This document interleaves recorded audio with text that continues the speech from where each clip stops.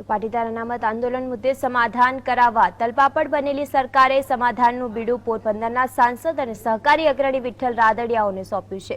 મુખ્યપ્રધાન આનંદીબેન પટેલના કહેવાથી વિઠ્ઠલ રાદડિયા સુરતની લાજપોર જેલમાં જઈ હાર્દિક પટેલને મળ્યા છે અને સમાધાનની ફોર્મ્યુલા પર ચર્ચા કરી છે। તો હાર્દિક પણ જ્યારે ડાયો ડમરો થઈ ગયો હોય તેમ વિઠ્ઠલભાઈના કહેવાથી પારણા કરવા તૈયાર થઈ ગયો છે। હાર્દિક પટેલને મનાવવા સરકારના હવાધિયા સમાધાનની ફોર્મ્યુલા સાથે વિઠ્ઠલ રાદડિયા હાર્દિકને મળ્યા। એક તરફ પાટીદાર અગ્રણીઓનો જેલમાંથી છુટકારો થાય તે માટે પાટીદારો ઉપવાસ કરી રહ્યા છે, તો બીજી તરફ સરકાર સમાધાનની ફોર્મ્યુલા ઘડી પાટીદારોને મનાવવામાં લાગી છે। સરકારે સમાધાન સમિતિ સાથે વાત કરતા પહેલા તેની પૂર્વ ભૂમિકા અને સમાધાનની ફોર્મ્યુલા ઘડી વિઠ્ઠલ રાદડિયાને સંકટમોચન બનાવ્યા છે।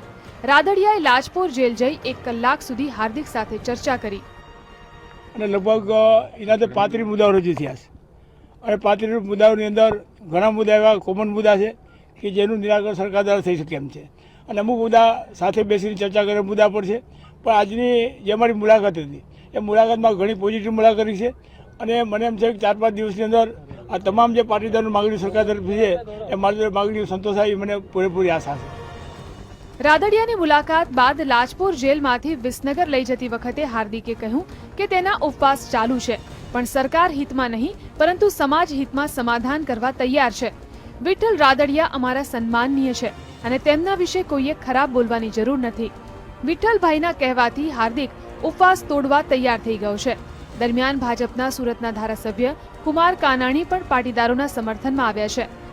લોકોની પાસે અમે જઈએ છીએ અથવા તો લોકો અમને જે વાત કરે છે, લોકોની જે પીડા છે, વેદના છે કે ભાઈ રાજસ્થાન અને હરિયાણા જો અનામત આપી શકતી હોય તો ગુજરાત સરકાર કેમ ન આપી શકે।